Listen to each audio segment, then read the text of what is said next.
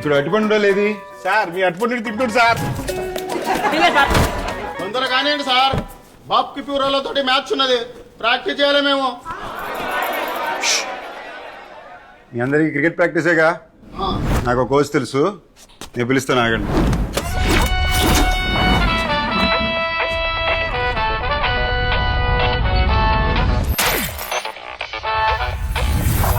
మాకిపూర్ ఆటగాళ్ళ అందరికీ నమస్కారం. నేను మీ దినేష్ కార్తిక్. ఇవాళ మన సుబ్బు సార్ కి చిన్న బ్రేక్ ఇచ్చి నేను మీకు క్లాస్ తీసుకుంటున్నాను. సుబ్బు సార్ చెప్పే లెసన్స్, క్రికెట్ రూల్స్ అంత డిఫరెంట్ ఏం కాదు. రూల్స్ ఫాలో అవుతూ సేఫ్ గా ఆడితే గేమ్ చాలా ఎక్సైటింగ్ గా ఉంటుంది. Team planning. క్రికెట్ లో 11 ప్లేయర్స్ ఉండాలి, మన ఇంట్లో కాదు.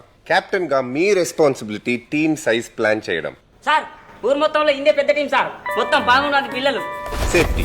Always protect your wicket. Helmet, pads, gloves ఇవన్నీ మన ప్రొటెక్షన్ కోసమే. అబ్బా ఇవన్నీ వేసుకుని క్రికెట్ ఆడటం చాలా కష్టం కదండి. చా అయితే నువ్వు ఒక్కడవే అడుగు.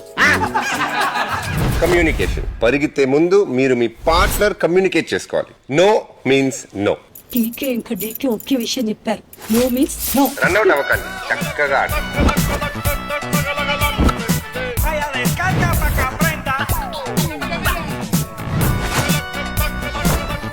మాకిపూరియన్స్, ఇప్పుడు మీరంతా మ్యాచ్ కి సిద్ధం. ఇప్పుడు అర్థమైంది సార్ క్రికెట్ ఎట్లా ఆడాలను. ఈ సాల కప్పు నమ్మదే.